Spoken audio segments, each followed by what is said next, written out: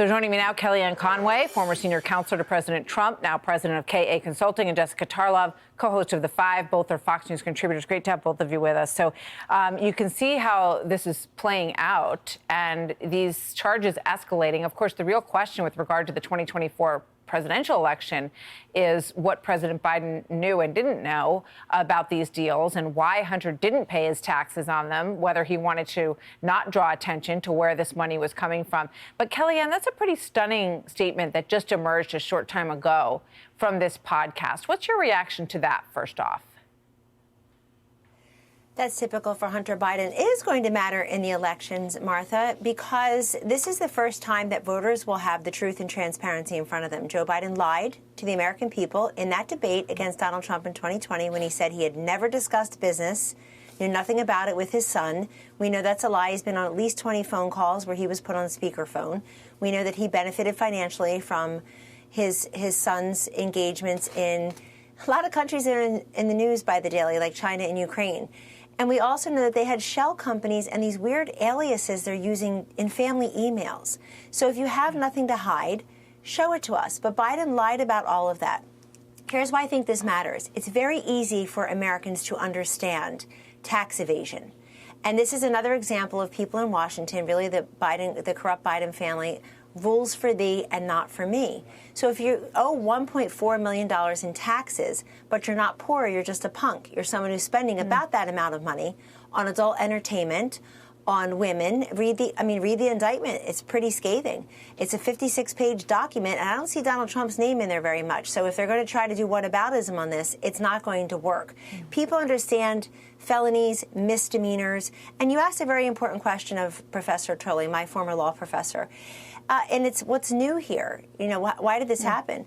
I think Hunter Biden got terrible legal counsel saying rip up this agreement in front of the judge in June, but it's only because they had stuffed in there an unprecedented immunity for future criminal conduct. Nobody gets that in this country, and rightfully so.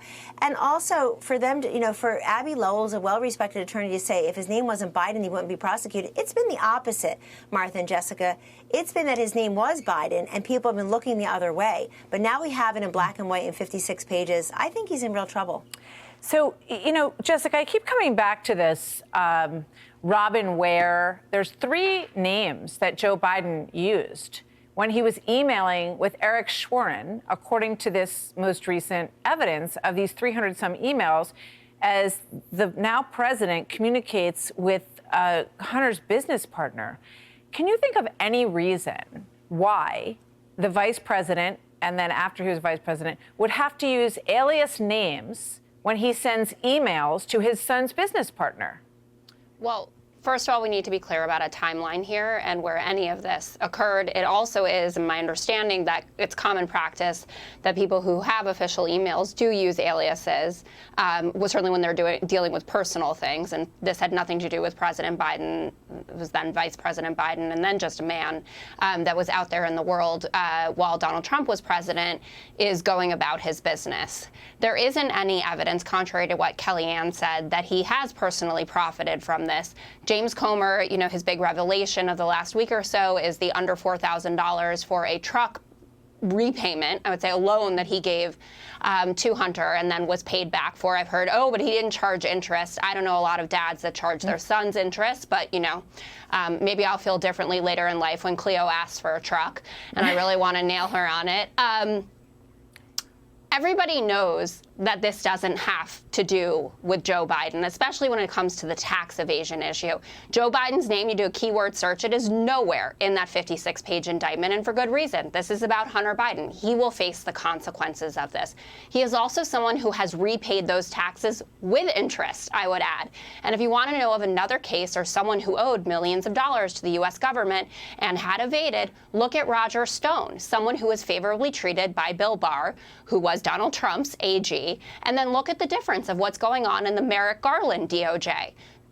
President Biden has promised there will be no pardon for his son. We see no reason to think that that wouldn't be the case. We have that on video, at least from his spokesperson, his press secretary, Karine Jean-Pierre. And, this is exactly what you're laying out on both sides. is the business of this impeachment inquiry, whether or not there is this link and whether or not Hunter, as he said in his own email, supported the family for years and gave, at least half of it to Pop. So we'll find out when this investigation is underway. And I thank you both for joining us today. Can I just add quickly, Peter Doocy this morning, everyone should go and take a look at the clip of him. He's out there on the White House lawn saying that James Comer has not been able to connect the dots and there isn't evidence that this is linked to Joe Biden. Well, you know what? I think that is completely fair, Jessica. Yeah. And I look back at the coverage of the previous president. Nobody gave that grace to him. He was, he was guilty. He was guilty for years of Russian collusion without anybody giving them 4 indictments, with 91 anybody counts. waiting for any conclusions of any investigations. The media absolutely, hung him in their own court. So I will wait until this inquiry is over and see what it comes up with, and I'm happy to do that because that's what we do here. So Jessica, thank you for being here. Kellyanne, have a great weekend, you guys. You too. Great to see you guys. Thank you very much. I'm Steve Doocy. I'm Brian Kilmeade. And I'm Ainsley Earhart. And click here to subscribe to the Fox News YouTube page to catch our hottest interviews and most compelling analysis.